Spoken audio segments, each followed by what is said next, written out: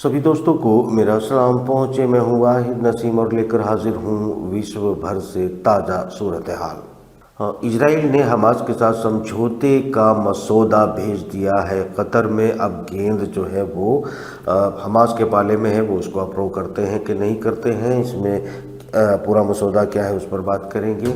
Moscow के अंदर बहुत बड़ा जो आतंकवादी हमला हुआ है उसके तार कहां कहां से जुड़े हैं और असल कहानी क्या है, इस पर भी बात करेंगे। रजब तैयब अर्दगान ने नेतन्याहू को अल्लाह के पास भेजने का एक बयान दिया। इस नौटंकी के पीछे की दास्तां पर भी थोड़ी सी गुफ्तगू। फ्रांस ने अपने यहाँ एक मीटिंग बुलाई जिसमें एक खदशा जाहिर किया गया कि फ्रांस में भी बड़े आतंकवादी हमले हो सकते हैं इस्लामवादियों के। इस बात में भी क्या हकीकत है, इस पर भी थोड़ी सी बात करेंगे।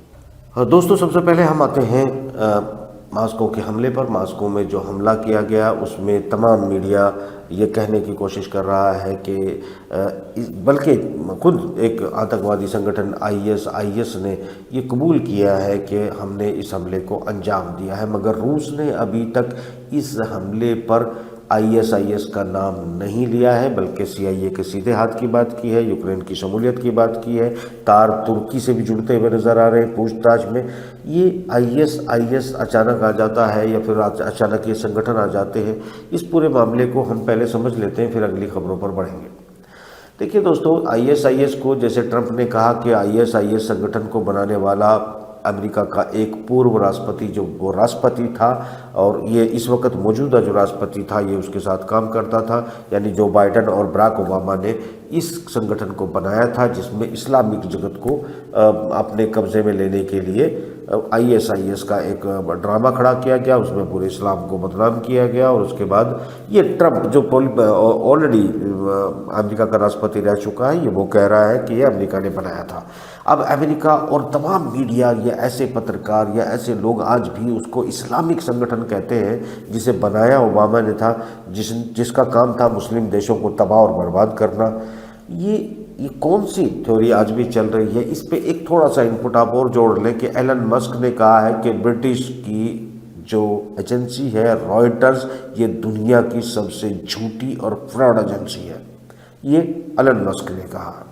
तो अब अगर मैं आज तक कहता आया था या कह रहा हूँ या कहूँगा तो उस पर शायद आपको ज़्यादा एतराज़ या उस पर यकीन नहीं होता है। आपके लिए एक टैग चाहिए होता है उसके लिए, भले ही वो इन्वेस्टिगेशन एजेंसी का कोई मेंबर हो कि ना हो, मगर एक बड़ा नाम होना ज़रूरी है तो आपको यकीन जल्दी आ जाता है।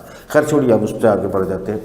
यानी जो कुछ एलन मस्क की इन कड़ियों को थोड़ा सा जोड़ लेते हैं कि एलन मस्क कह रहा है कि रॉयटर्स जो है फ्रॉड एजेंसी है और ये सबसे पहले खबर को प्लांट करती है, कौन सा आतंकवादी है, किस संगठन से जुड़ा हुआ है, इसके पास खबर सबसे पहले पहुंच जाती है और फिर ये पूरा का पूरा गेम और फिर ये चक्र जो है वो शुरू हो जाता है। रशिया कह रहा है कि आईएस या इनकी सब बातें छोड़ दीजिए क्योंकि वो इस ड्रामे को जानता है और रशिया को एक कई मीडिया हाउसेस और जो पश्चिमी जगत के इशारों पर काम करते हैं उनमें खुद अकल हो ना हो, उनके मालिकों को जो कुछ हिटाते हैं या फिर एजेंसियों के द्वारा जो परोसा जाता है उसका नतीजा निकालते हैं, अपने आप को बुद्धिजीवी साबित करने के लिए उस पर विश्लेषण भी करते हैं कि आईएस को ख़त्म करने का काम जो है अमेरिका रशिया ने इस सीरिया के अंदर किया, उसकी एक वजह हो सकती है कि मास्को पर हमला किया जाए। वजह बहुत बड़ी है, उस वजह पर मैं ज़रूर आऊँगा, प्रोग्राम के आखिर में आऊँगा, मगर ये बता दूं कि वो वजह जो कैलकुलेशन जो बातचीत आप सुन रहे हैं इससे उनका कोई लेना देना नहीं है। ये बात पुतिन बहुत पहले से जानते हैं। रशिया ने जिस तरह मिडिल ईस्ट से आईएस को ख़त्म करने में अपना किरदार अदा किया है, हम उस वक़्त अपने टेलीविज़न पर दिखाते थे कि किस तरह अमेरिकन कॉलिशन के जहाज़ आईएस के संगठनों को किस तरीके से खाना पहुंचाते थे। वो कहते थे कि हम एयर स्ट्राइक करने जा रहे हैं और पूरी तरह से इराक में और सीरिया में अपने जहाज़ों से खाना देने का, हथियार देने का, सप्लाई लाइन देने का काम अमेरिका ने किया था। हमने वीडियो शाये किए थे, पैकेट दिखाए थे लोगों को, मगर लोग नहीं मानना चाहते क्योंकि लोगों की असलियत भी उनको आईना की तरह दिखाना बहुत ज़रूरी होता है। उसके बावजूद भी उनको अमेरिका की माननी थी, रॉयटर्स की माननी थी, ब्रिटिश एजेंसी और अमेरिकन एजेंसियों की ही माननी थी और आज भी वो उन्हीं की मानेंगे और कल भी उन्हीं की मानेंगे। वो अलग बात है, उस पर भी आते हैं थोड़ा सा। मतलब जो हकीकत थी वो ये, जो ट्रंप ने कहा, जो हमने सबूत दिखाए, ISIS एक संगठन था, क्यों बनाया गया था इस पर हम आते हैं पहले, और उसके बाद फिर मॉस्को का हमला क्यों हुआ उस पर आएंगे। तो इसलिए आपको छोटा शॉर्ट में समझा दूं कि ISIS का जो मामला था, जब इन्होंने फर्स्ट वर्ल्ड वॉर के बाद इन तमाम टुकड़ों को बांट दिया था, सेकेंड वर्ल्ड वॉर के बाद कब्जा छोड़कर जो प्लांटेशन थी उन प्लांटेशंस के हवाले कर दिया गया था। उसके बाद जो देश थे वो अपनी लकीरों को, जो डिस्प्यूटेड बॉर्डर्स इन्होंने छोड़े थे, उन डिस्प्यूटेड बॉर्डर्स को लोग आपस में सेटल कर रहे थे, और सेटल करते करते लग रहा था कि दुनिया में अमन हो जाएगा, और अगर दुनिया में अमन हो जाएगा तो अमेरिका की, ब्रिटेन की, फ्रांस की वो कंपनियां क्या अचार बेचेंगी जो हथियार बनाती है। तो उनके लिए फिर उन्होंने एक इस्लामिक संगठनों का एक संगठन, आतंकवाद का, रेडिकल इस्लाम का एक हवा खड़ा किया गया, और इनको इस्लामिक देशों के अंदर ही प्लांट कर दिया। इक्का दुक्का दूसरे देशों में भी कहीं बम ब्लास्ट कराए, माहौल क्रिएट किया, और उसके बाद ये एक आसान टूल बना दिया कि एक देश की तरफ से दूसरे देश में जाकर आतंकवादियों ने हमला किया तो फिर इनके पास एक जवाब बन गया कि तुम्हारे लोग हमारे यहाँ आतंकवादी हमला कर रहे हैं, इसलिए हम तुमको फोड़ देंगे, कत्ल कर देंगे, उसके लिए हम हथियार इकट्ठा करेंगे। फिर ये हथियार अमेरिका से या दूसरे हथियार बनाने वाली कंपनियों से खरीदने जाते हैं। फिर वैसा ही हमला जो है दूसरे देश के अंदर होता है, वो कहते हैं तेरे भी आतंकवादी मेरे यहाँ हमला कर रहे हैं। यानी जब बॉर्डर्स के डिस्प्यूट खत्म हो रहे थे तो इन्होंने आतंकवादी जनरेट किए। इसमें टोटल अमेरिका है, इसमें ब्रिटेन की एजेंसी है, और इन्होंने हथियार, और ये सारे के सारे अपने हथियारों की कंपनियों को चलाने के लिए आतंकवादी बनाकर इन्होंने उनका नाम इस्लामवादी या गैर इस्लामवादी रखा। याद करिएगा कि ये लोग जब ट्विंस टावर को गिराया गया तो इन्होंने कहा था कि अलकायदा ने इस ट्विंस टावर को जो है वो गिराया है, उसके ज़रिए वो जो है अफ़गानिस्तान में आके बैठ गए। उसमें पाकिस्तान, उसमें चाइना की सरहदें, उसमें रशिया से मिलती हुई वो तमाम सरहदें, जो ताजिकिस्तान, उज़्बेकिस्तान, ये तमाम इलाके जहाँ से आज भी तार जुड़े जा रहे हैं, इन सब में अपने इस्टेब्लिशमेंट की अपनी जड़ें जमाने के लिए जो है ये लोग पहुँचे, और इन्होंने इस्लाम के नाम पर एक हवा खड़ा किया। और वो हवा खड़ा करने के बाद यानी दुनिया में को पूरा डिस्टर्ब किया और हथियारों की बड़ी सेल बढ़ाई। ये सेल जो है आज भी बढ़ रही है, क्योंकि अब इस्लाम का जो रेडिकल चेहरा था वो ख़त्म हो रहा था।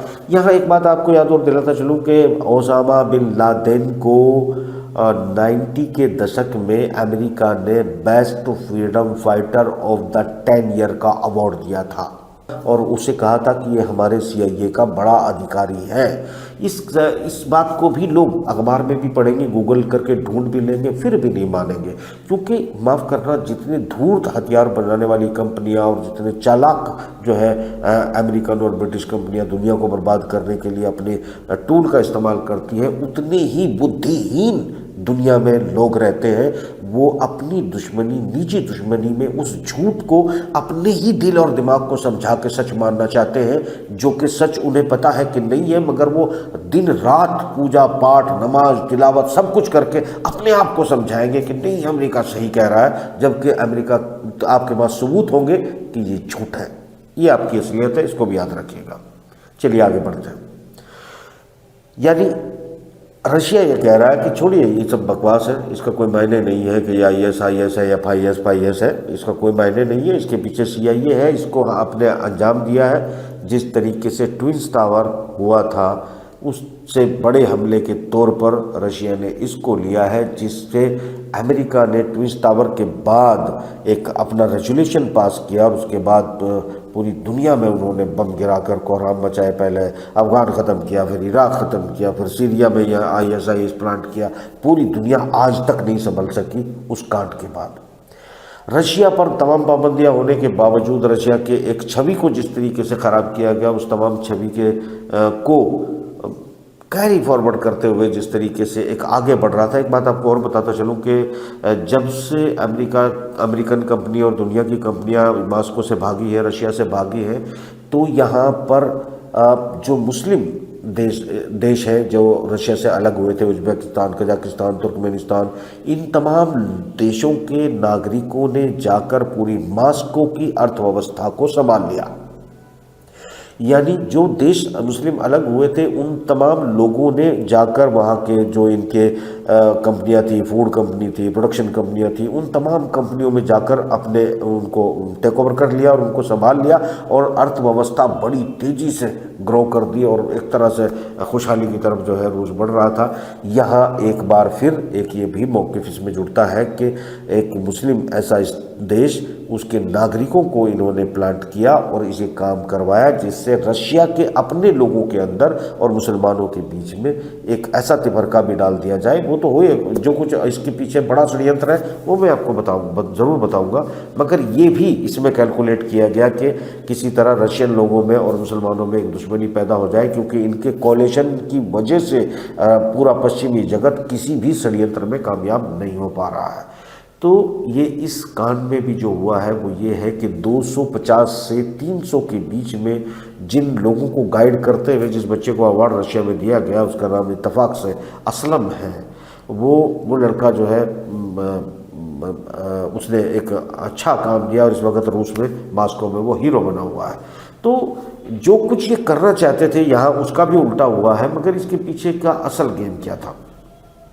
देखिए, फ्रांस अपनी जान बचाने की कोशिश कर रहा है, तुर्की से इसके तार जुड़ रहे हैं, क्योंकि जो कुछ जो आतंकवादी पकड़े गए हैं उनसे जो पूछताछ की जा रही है, उनको पहले जाना था यूक्रेन, उसके बाद उनको बेलारूस आना था, उसके बाद उनको तुर्की पहुंचना था, और ये पूरी प्लांटेशन एक चैन बनाई गई थी जिसमें ये साबित किया जा सके कि तुर्की भी इसमें शामिल है और हो भी सकता है। अभी तो इन्वेस्टिगेशन चल रही है, हम क्या कह सकते हैं, क्योंकि अगर हम तुर्की को लेते हैं तो तुर्की हमें दिखाई देता है कि वो नेतन्याहू को, जैसे वो बयान देता है कि नेतन्याहू को अल्लाह के पास भेज देना चाहिए, फिर नेतन्याहू इसके राजदूत को बुलाता है तुर्की के, उसको झाड़ पिलाते हैं, उसको कहते हैं औकात में रहे, और फिर ये औकात में आ जाता है। तो मतलब इलेक्शन जीतने के लिए, चुनाव जीतने के लिए मुस्लिम जगत फिर अपना इन्फ्लुएंस बढ़ाने के लिए रजब तैयब एर्दोगान ने दुनिया के सामने जो झूठ और फ्रॉड किए हैं, शायद वो खुल के सामने आने लगे हैं। ये तमाम दुनिया जानती है कि हमास से नहीं लड़ पाने वाला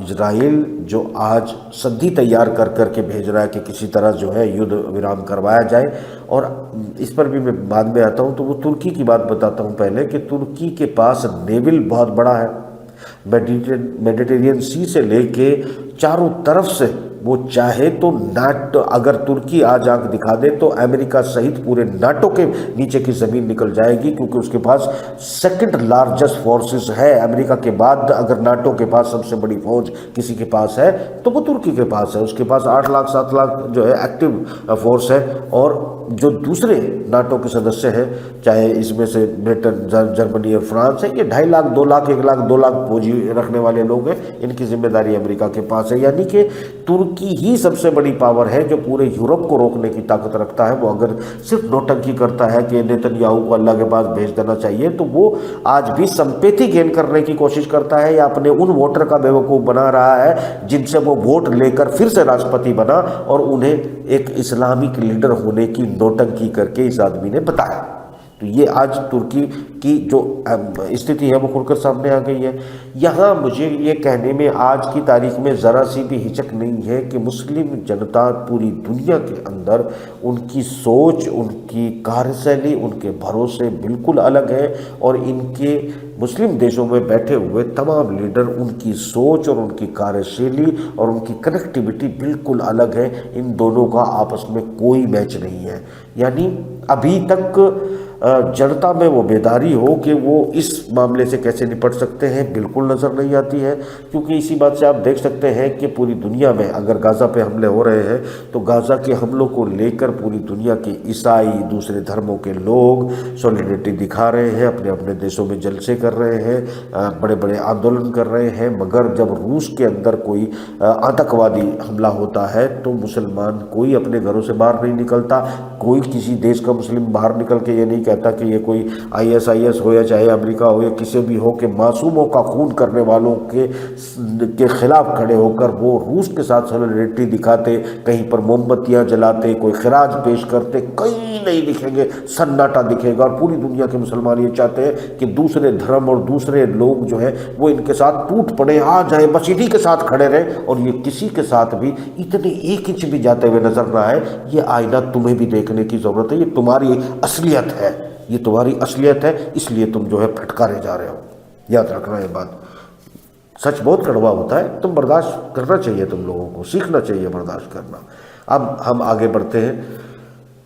जो मसौदा इस वक्त पर पेश किया जा रहा है, ये मैं तुर्की की बात बताई है। तुर्की पूरी तरह से पश्चिमी जगत के साथ पहले से था। वहाँ के बहुत बड़ी पॉपुलेशन जो है वो बीमार यूरोप है, यानी वो एक तरीके से जो यूरोप के समर्थक उसके तुर्की के लोग हैं, उनको इजराइल के और अमेरिका के साथ मिलकर उनको संभालने और उनको तसल्ली देता है कि ठीक है मैं आपके साथ भी हूँ। और जो कुछ गाँव में, देहात में और इलाकों में इस्लामवादी रहते हैं, ये उनको भी कह रहे हैं नहीं मैं इस्लाम का भी बहुत बड़ा रहनुमा हूँ और बाद में ऑटोमन एम्पायर भी बनाऊंगा।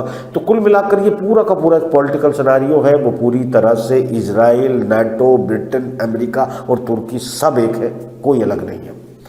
यहाँ पर ये लड़ाई सीरिया के अंदर रूस ने लड़ी थी, चाइना उनके साथ ज़रूर खड़ा है, और सीरिया जो इस वक्त लड़ाई लड़ी जा रही है वो हमास के साथ। तो हमास ये कहा जाए कि अपने बंधकों को छुड़ाने के लिए डील पर इजराइल आया है, तो ये आज का सबसे बड़ा फेक और झूठ होगा। दरअसल अगर उसे इस बात की परवाह होती कि उसे बंधक छुड़ाने हैं, तो दोस्तों ये इजराइल वहाँ की टनलों में समंदर का पानी भर चुका है, गैस भर चुका है, और हमले आज तक नहीं रोके, कोई अस्पताल नहीं छोड़ा, कोई कैंप नहीं छोड़ा, हर जगह हमले कर रहा है। जबकि इसको नहीं पता है कि बंधक कहाँ है, यानी बंधकों की जान की परवाह नहीं है, बंधकों के पीछे छुपना चाहता है। क्योंकि पिछले 3 दिनों में भी जिस तरीके से हमास ने, हिजबुल्लाह ने इनके टैंक उड़ाए हैं, इनके इलाकों को उड़ाए हैं, इनके लोगों में दहशत भरी है, जबकि पूरी दुनिया वासी, अमेरिकन, ब्रिटिश, फ्रांस सब मिलकर जो है, एक देश का मैं नाम ले लेता वो भी पूरे घुसे हुए वहाँ पे उनकी हिम्मत बढ़ाने के लिए, मगर इनके पजामे और पैंट गीली है इसलिए समझौता करना चाहते हैं। और चूंकि इस देश को बनाया क्यों गया था ये अगले प्रोग्राम में फिर बताऊंगा, ये प्रोग्राम तो बहुत लंबा हो जाएगा।